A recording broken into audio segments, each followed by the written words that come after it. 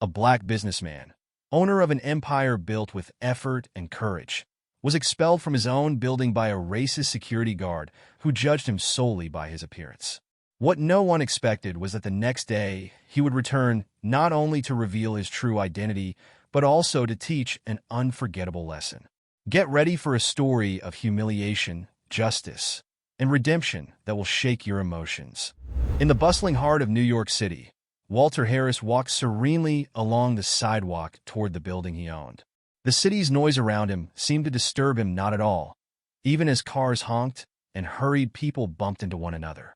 He wore worn jeans and a simple, slightly wrinkled white t-shirt, accompanied by a pair of sneakers that had clearly seen better days. With his hands in the pockets of a plain gray jacket, Walter exuded a calm, almost imperceptible presence, like someone who preferred to go unnoticed. However, his gaze was attentive and determined, revealing a man accustomed to facing challenges. As he approached the entrance of his building, an imposing glass skyscraper reflecting New York's gray sky, Walter paused for a moment. His eyes traveled up the height of the structure, and a slight smile crossed his lips, but it quickly faded as he reached for the revolving door. Before he could enter, he was abruptly interrupted. "Hey, where do you think you're going?" The deep, suspicious voice of Jack Thompson, the building's security guard, sounded behind him. Jack, a burly man with a hard face, took a few long strides to block the entrance. His eyes assessed Walter from head to toe, stopping at the simple clothes he wore. Walter turned calmly, taking his hands out of his pockets. "I work here," he replied in a polite but direct tone. "I have a meeting scheduled on the 12th floor." Jack let out a short laugh, heavy with sarcasm. "You work here? Look at you. Who do you think you're fooling? This building isn't a place for delivery guys or onlookers." He crossed his arms, his expression one of clear disdain. Walter tried again, maintaining his patience. "I am the owner of the building. Please check my name on the list. It's all registered." Jack raised his eyebrows, as if he had heard the most absurd thing of the day. "Owner? You?" He pointed at Walter's t-shirt with a mocking laugh. "If you're the owner, I'm the governor of New York. Get out of here before I have to throw you out." The guard's cutting tone and intimidating posture began to attract the attention of passers-by at the entrance. Walter took a step back, raising his hands in a gesture of calm. "I'm just asking you to check. You don't need to act like this." But Jack no longer wanted to listen. With a rough motion, he grabbed Walter's arm and shoved him away from the entrance. "I told you to get lost. I won't repeat myself. People like you have no business here." Walter stumbled slightly, but quickly regained his balance. For a moment, he simply stared at Jack, his eyes reflecting a mix of frustration and determination. There was something powerful in his expression, a stark contrast to his humble appearance. He adjusted his jacket and picked up his briefcase, which had fallen to the ground. Without saying anything more, he turned and began to walk away. As he walked, he felt the weight of humiliation with every step, but he did not let it affect his posture. With each movement, he seemed more resolute.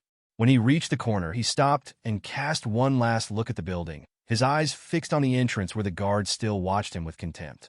"This isn't going to end like this," he murmured to himself in a firm tone before disappearing into the crowds of the city. That night, sitting in the leather armchair in his home office, Walter Harris looked out the window at the twinkling lights of the city that never sleeps.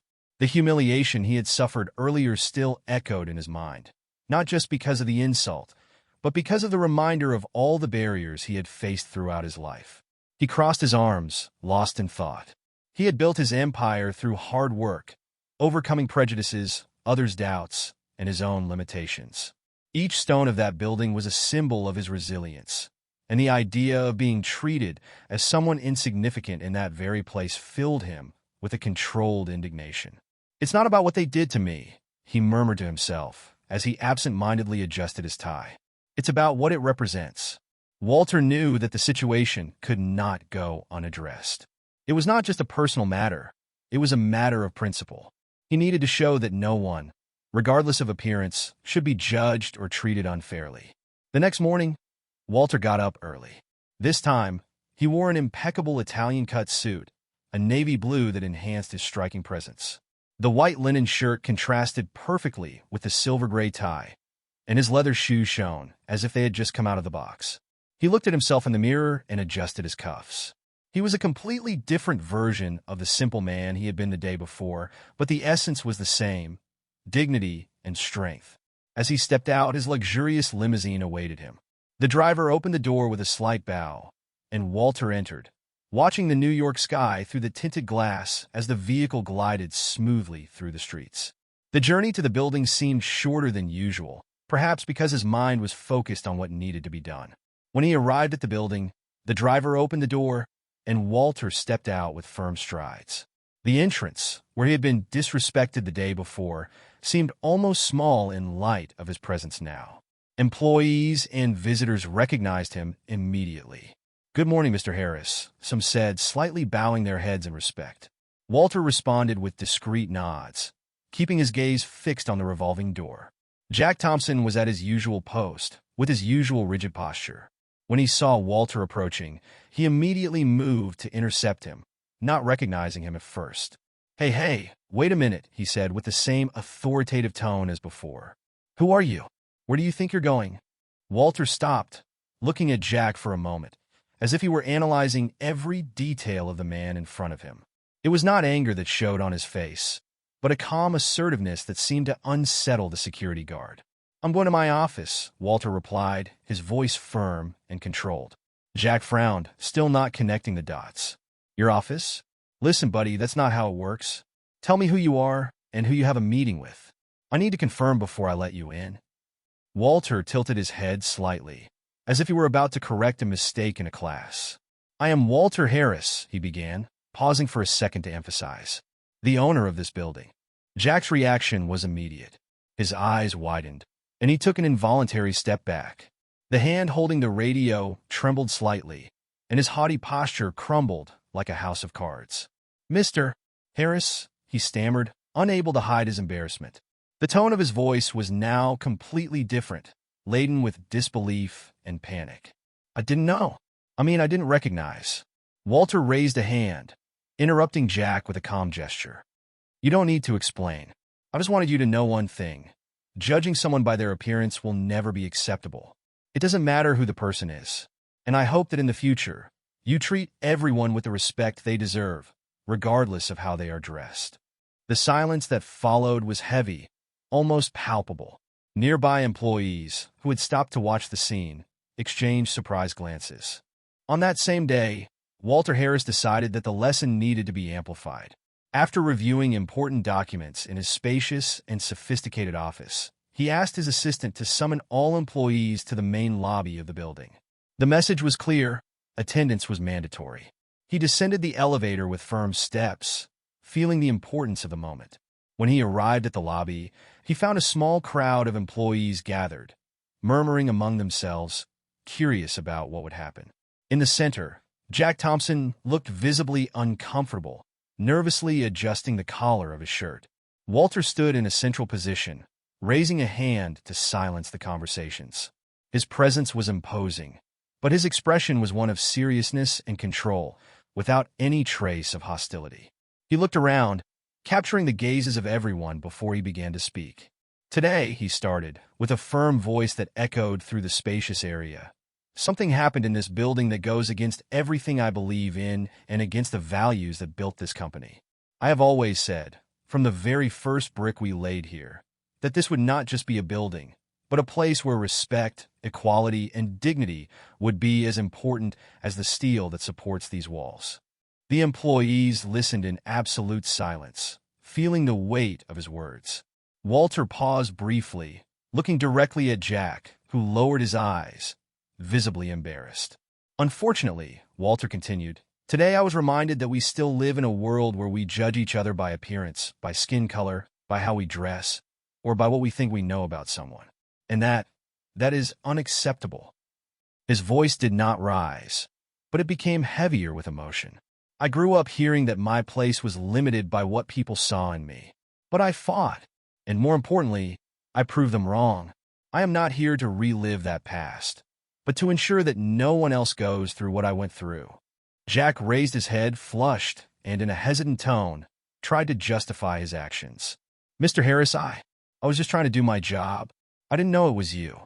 I thought Well, I thought someone was trying to enter without authorization. Walter raised a hand, interrupting him. Jack, this is not a matter of you not knowing who I am. I could be anyone, a visitor, an employee on their first day, even someone going through difficulties.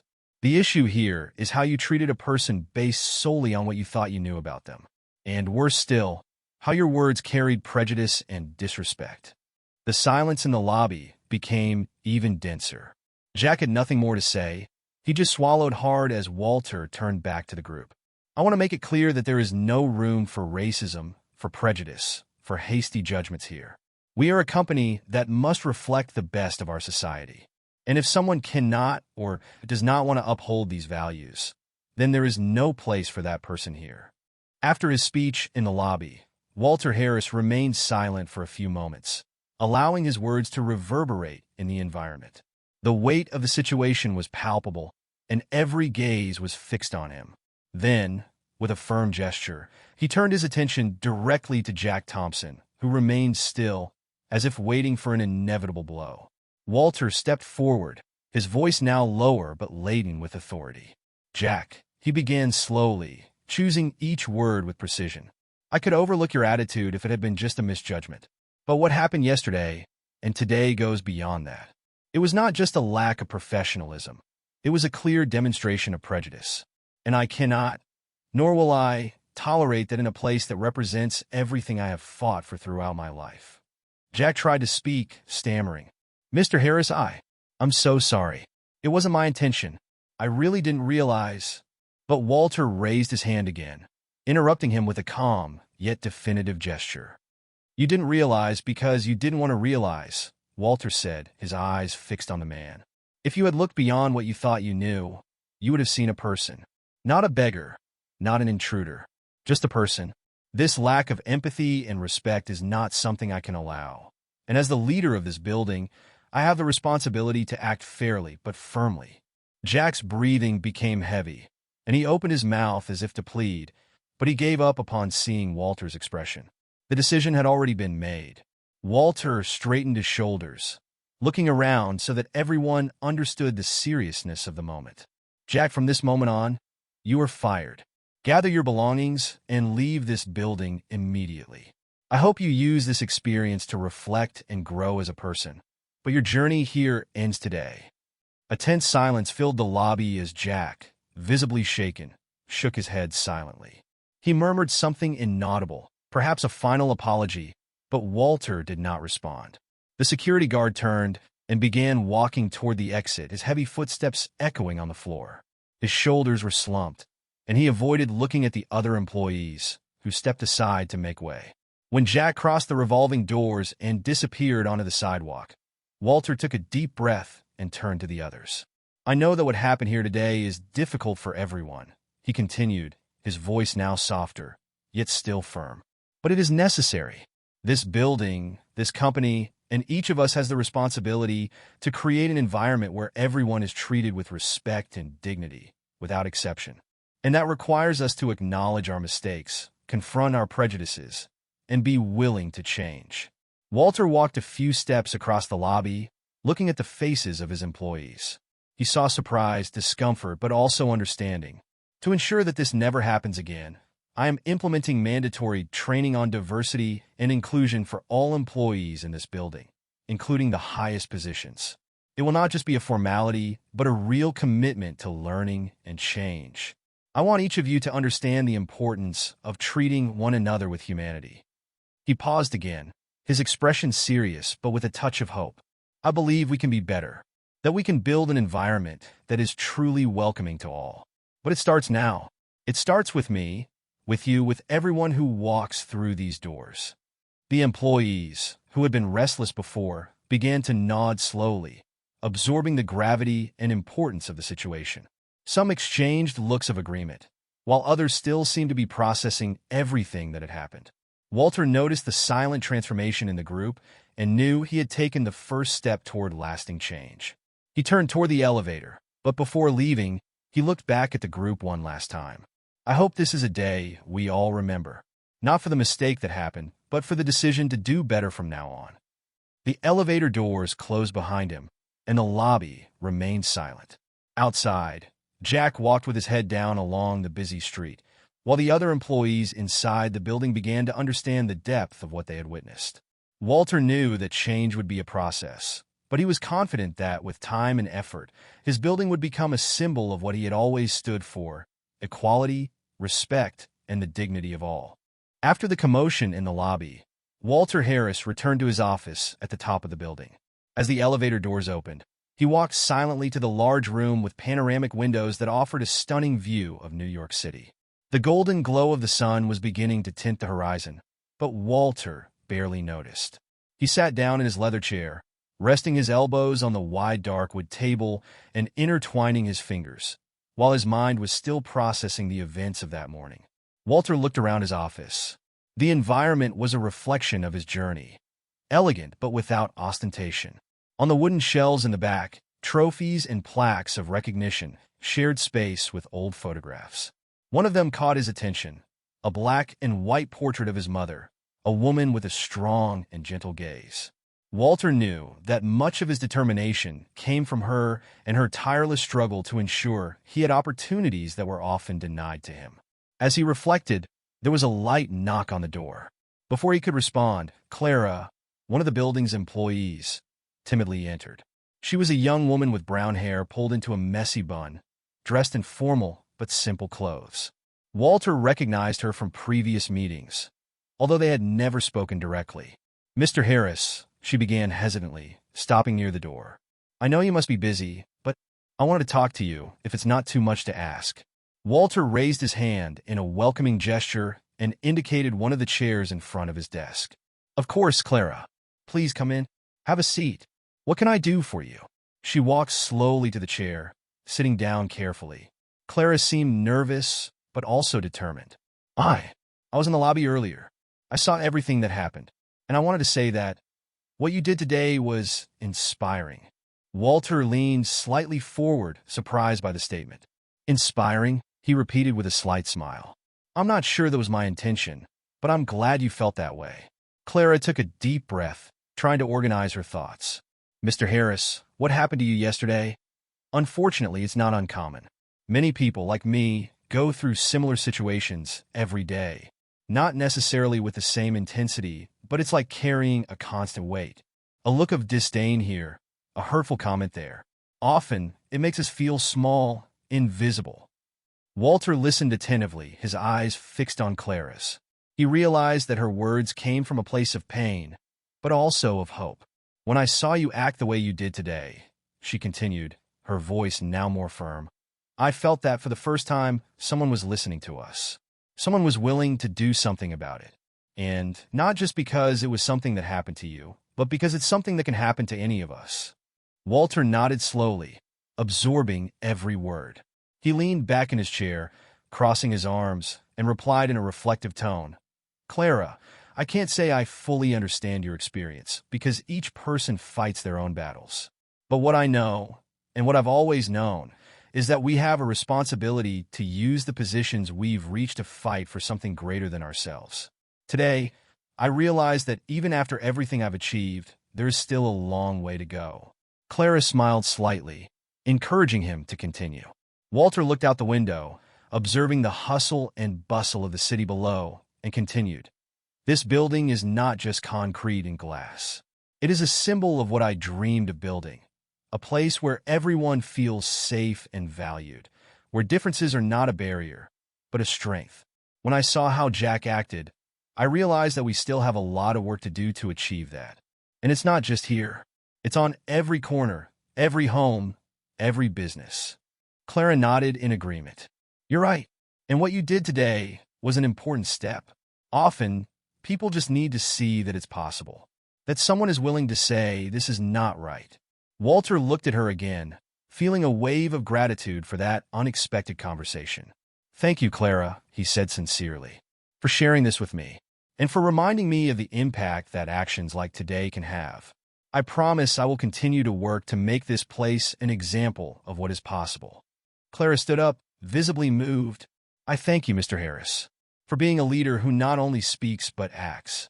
I hope you know how much this means to all of us." She left the office, closing the door gently behind her. Walter remained seated, looking at the photo of his mother again. He felt a deep connection between Clara's words and the values his mother had always taught him. He knew that his position came with responsibilities, but now he understood more clearly that sometimes a single decision could inspire a much greater change than he had imagined. The days that followed the incident in Walter Harris's building were surprisingly intense. The account of the confrontation in the lobby, combined with Walter's powerful speech, quickly spread across social media. A video discreetly recorded by one of the employees, showing Walter speaking about equality and respect, was shared thousands of times within a few hours. The businessman's firm voice and serene demeanor captured the attention of people from all walks of life. The story touched a collective wound, and the comments on social media reflected both admiration and reflection. "This is leadership," wrote one user, while another shared the video saying, "We need more people like this, willing to use their position of power to make a difference." The impact was not limited to the virtual world. Community leaders, civil rights activists, and even local politicians began mentioning Walter in interviews and speeches. Many reached out to him directly, praising his stance and thanking him for bringing such a necessary discussion to light. An article in a major newspaper highlighted Walter's actions as an example of how business leaders can positively influence society. However, Walter, true to his discreet style, avoided the public uproar. He was not interested in fame. He wanted the attention generated to be channeled into something that truly mattered. As he read the messages of support and the invitations for interviews, an idea began to take shape in his mind. He knew he needed to use that moment to create something concrete, something that could transform lives in a lasting way. One morning, while having his coffee in front of the window of his office, Walter picked up the phone and called his trusted team. "I want to gather everyone this afternoon," he said straightforwardly. "I have something important to discuss." In the meeting, Walter presented his idea with the same conviction he had shown in the lobby days before. "The attention we received is an opportunity, but also a responsibility," he began, looking at each person present. "I have always believed that no one should face what I faced, not just yesterday, but throughout my life. And I believe that the best way to combat prejudice is to empower people to reach their potential. I want to create a support program for young Black entrepreneurs, offering not only financial resources, but also mentorship, connections, and the knowledge necessary for them to thrive." The room fell silent for a moment before erupting in murmurs of approval. One team member, a young analyst named David, raised his hand. "This is amazing, Mr. Harris. How do you envision the program working?" Walter smiled slightly, already anticipating the question. "I want to start small, but with impact. We will select young people with innovative ideas and the desire to grow, but who face financial or social barriers. Each will receive not only seed capital, but also guidance from experienced professionals. They will have access to a support network, something I would have given anything to have at the beginning of my career." He continued, detailing how the program would include workshops, coaching sessions, and even partnerships with other companies to create real opportunities. "It's not just about helping a few individuals," Walter said. "It's about creating a cycle of impact. These young people we support today will, in the future, be able to help others. And thus, we will change not only individual lives, but entire communities." The proposal was met with enthusiasm, and his team immediately began working on the program structure. In the following days, Walter officially announced the creation of the Walter Harris Opportunity Fund, accompanied by a powerful message: no one should be defined by their background or by how they are perceived. This fund is a step towards ensuring that everyone has the chance to show the world what they are capable of. The announcement was met with widespread applause. Community organizations offered to collaborate, and partner companies promised to contribute resources and expertise. Young people from various parts of the country began submitting proposals, sharing their stories and dreams. Walter personally read many of them, moved by the struggles and aspirations he found on each page. Weeks after the incident that had transformed his life and that of so many others, Walter Harris was invited to participate in a community event in New York. The event, organized by local leaders and civil rights activists, aimed to celebrate figures who had demonstrated courage and leadership in the fight against prejudice and discrimination. When he received the invitation, Walter hesitated for a moment. He was not a man who sought the spotlight, but he knew that this was an important space to amplify the message he had begun to convey. On the night of the event, the auditorium was packed. There were people of all ages, colors, and life stories gathered to listen, learn, and be inspired. On stage, a banner highlighted the theme of the night: building bridges, breaking barriers. Walter arrived discreetly, wearing a classic black suit, and was immediately greeted by organizers and guests who made a point of welcoming him personally. Among those present was Clara, the staff member who had spoken with him days earlier. She greeted him with a warm smile. "Mr. Harris, it's wonderful to see you here. Everyone is eager to hear your words." Walter thanked her with a nod, but he felt the weight of expectation. When his name was finally announced, the audience welcomed him with a warm ovation. He walked to the stage with firm yet calm steps, pausing for a moment to observe the crowd before he began to speak. "Good evening," he said, with a voice that carried both humility and authority. "I am honored to be here today. But first of all, I want to make it clear that I am not here because I did something extraordinary. I am here because I did what I believe is right, something that all of us can and should do in our lives." He took a brief pause, allowing the words to settle in the atmosphere. "A few weeks ago, I experienced something that, unfortunately, is not unique. I was judged by my appearance, by the clothes I wore, and by someone else's preconceived notions. It was not the first time something like this happened to me, and it may not be the last. But what made this experience different was the opportunity one had to act. To say, this is not right. This needs to change." The auditorium was in absolute silence, everyone attentive to Walter's words. He continued, now with a more emotional tone. "My story is not just mine. It is the story of millions of people who, every day, face prejudice, discrimination, and unfair judgments. Some manage to resist. Others are crushed by this weight, and that is why we need to speak. We need to act.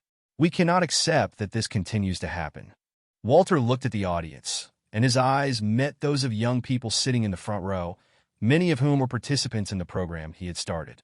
He smiled slightly before continuing. "I know that for many of you, these struggles are not new. I know that what happened to me is something you face regularly, perhaps even daily. But I want you to know this.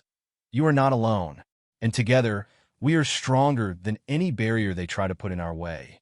He then changed his tone, now more firm and inspiring.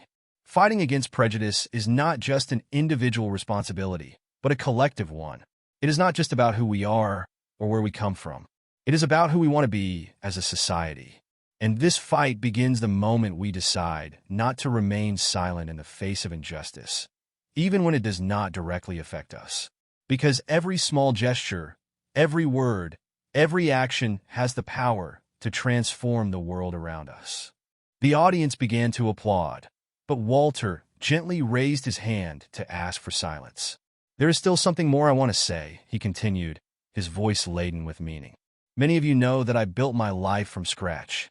I faced closed doors, looks of disdain, and words that tried to bring me down. But throughout this journey, I realized something I want to share with you today. True wealth is not in the possessions we accumulate, the titles we achieve, or the positions we reach. True wealth is in how we treat one another, in how we respect and uplift those around us. That is what defines us." With these words, the audience erupted in applause. Many stood up, applauding enthusiastically, while Walter silently thanked them. He knew that this moment was not about him, but about the message being conveyed. When the audience finally calmed down, he concluded, "I want to thank all of you, not just for listening to me today, but for being part of this change. And I promise that I will continue to do everything in my power to ensure that the world we live in is fairer, more humane, and more dignified for all of us." A few months after the events that had transformed his life and his building into a symbol of change, Walter Harris returned to the place where it all began, now in a completely different atmosphere. The environment was noticeably more welcoming, more vibrant. The hallways, once marked by haste and indifference, now had smiles and gestures of kindness. Employees who had previously seemed distant and reserved greeted each other with enthusiasm, creating a sense of community that had once seemed unattainable. Walter walked calmly through the building, as he used to do, but this time his expression was one of satisfaction. As he passed through the hallways, He waved to the employees, receiving warm smiles in return. A receptionist raised her hand in a greeting gesture. "Good morning, Mr. Harris," she said with genuine enthusiasm. "Good morning, Rachel," Walter replied with a broad smile. He made a point to remember the name of everyone he crossed paths with. He knew that small gestures of attention and respect were just as important as the big changes he had implemented. The diversity and inclusion training had transformed not only the attitudes in the building, but also people's perceptions of the impact of their actions in everyday life. He saw this in daily interactions, in the glances that now carried empathy, and in the words that had previously gone unspoken. For Walter, these were clear signs of progress, that the path he had chosen to forge was bearing fruit. As he finished his walk through the building, Walter exited through the main door and took a deep breath, feeling the fresh morning air. The city was alive as always, with cars passing by and hurried pedestrians occupying the sidewalks. He felt connected to that movement, as part of something larger, something he wanted to continue shaping. As he prepared to get into the limousine waiting for him, something caught his attention. On the opposite sidewalk, a young woman was holding a folder full of resumes, handing them out with a hopeful smile to the people passing by. Most ignored her, averting their gaze or shaking their heads quickly. Walter paused for a moment, watching her intently. Something in her determination reminded him of himself at the beginning of his career, when he too walked the city streets, knocking on doors, trying to find someone who believed in his potential. He quickly crossed the street, ignoring the honk of an approaching taxi. When he reached the young woman, she looked at him in surprise, unsure of what to expect. "Good morning," Walter said, with a warm smile. "I saw you from over there, and I wanted to know, what are you looking for?" The young woman hesitated for a moment, but soon replied in a confident tone, despite being visibly nervous. "I'm trying to find an opportunity. I have a degree in business administration, and I have ideas that I believe can make a difference, but I haven't had a chance to show them yet." Walter nodded, recognizing the spark in her eyes. It was the same spark he saw in the young entrepreneurs who participated in his program. "What's your name?" he asked. "Emily," the young woman replied, holding the folder tightly against her chest. "Emily," Walter said in an encouraging tone, "why don't you come with me? I have a few minutes to talk. I want to hear about those ideas you mentioned." He pointed to the cafe on the corner, and Emily's eyes lit up. "Sure, I would love to," she replied with a smile overflowing with gratitude.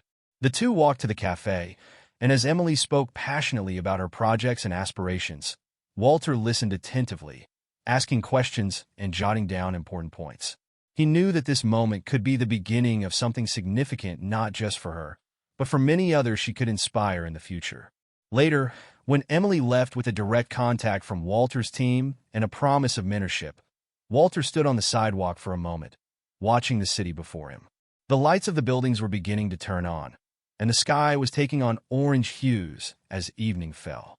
He took a deep breath, reflecting on how everything was connected, his struggles, his achievements, and the gestures he was making now to open doors for others. With his hands in his pockets, he looked toward the horizon. Walter knew that the work would never truly be finished, but that did not discourage him. On the contrary, it motivated him to keep going. Every person he helped, every barrier he broke down, every opportunity he created was a step toward a fairer, more humane, and more promising future. He smiled to himself, filled with hope and determination. "There is still much to be done," he murmured, as he turned to head back to the building. And with that, Walter Harris, the man who refused to be defined by prejudice, moved forward, more inspired than ever to make a difference. If you enjoyed this story, subscribe to the channel and leave a like. These other stories will also move you. Click to continue watching.